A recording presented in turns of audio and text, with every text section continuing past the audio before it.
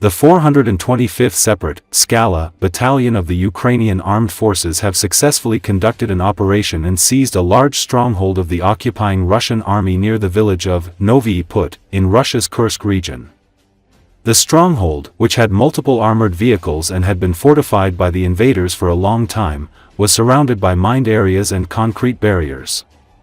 Ukrainian fighters, primarily advancing in small groups at night using motorcycles, were able to capture the armored vehicles with the help of aerial reconnaissance units. Although additional Russian reinforcements arrived, they were unable to reclaim the lost positions. As a result, the occupiers were forced to abandon the position, losing 2 battalions of soldiers, with some of the surviving soldiers taken prisoner.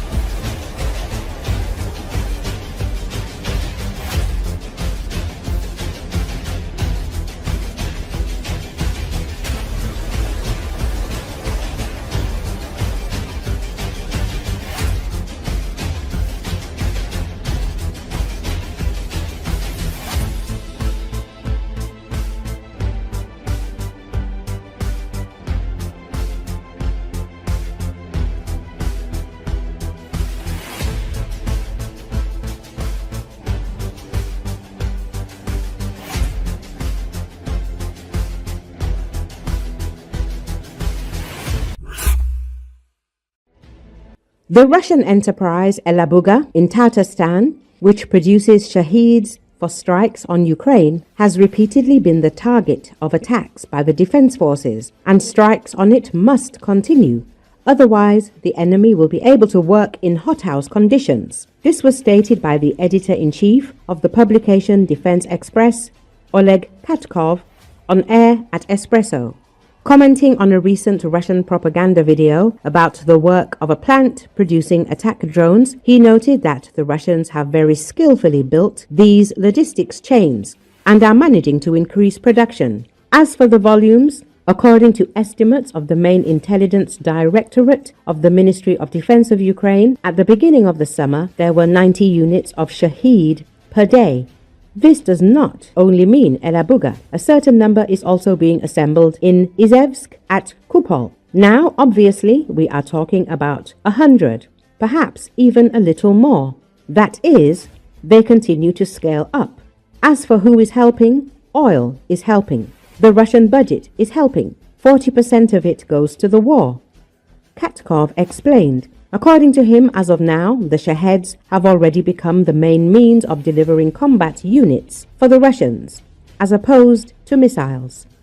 If we take any recent attack, perhaps even in the latest 6 months, but any combined attack with cruise missiles, ballistic missiles, with Kinzhals, anything, and Shaheeds, Then the enemy launches Shaheeds, so many that they have 2 to 3 times more warheads than the same missiles.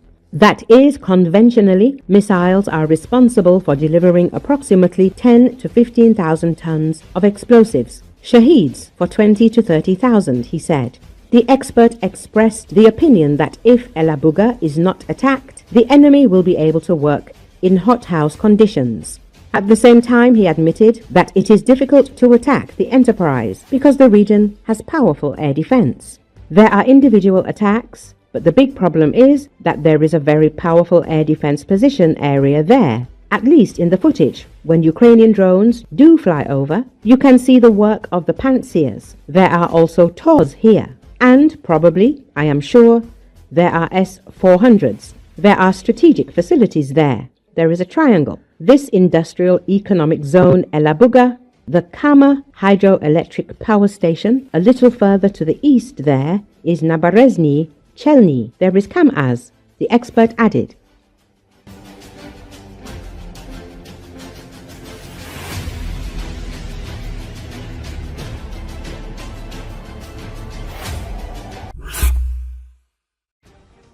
The 75-year-old head of the Russian Foreign Ministry, Sergey Lavrov, will apparently soon leave his post. He has already been removed from many foreign policy processes. This was reported by the publication We Can Explain, citing Russian political scientist Alexander Morozov. Russia is in another diplomatic crisis, this time with Azerbaijan. And while tensions between the countries are rising, the Kremlin's top diplomat is not involved in the conflict at all. According to Morozov, Lavrov's diplomatic inactivity is no longer an exception, but a new norm. Lavrov is getting old. They are looking for a replacement for him. He has deflated, the expert stated bluntly. According to him, the concept of Russia as a fortress has finally taken hold in the Kremlin. The country perceives the rest of the world as a hostile territory, and foreign policy has turned into defensive rhetoric. Everything outside the Russian Federation is perceived as either hostile or treacherous. The political scientist explains. Against the backdrop of such isolationism, the role of the foreign ministry has been greatly reduced.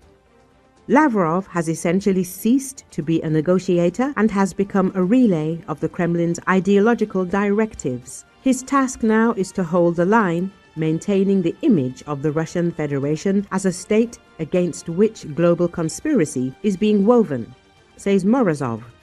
Diplomatic missions in which Lavrov used to participate are now being carried out without him.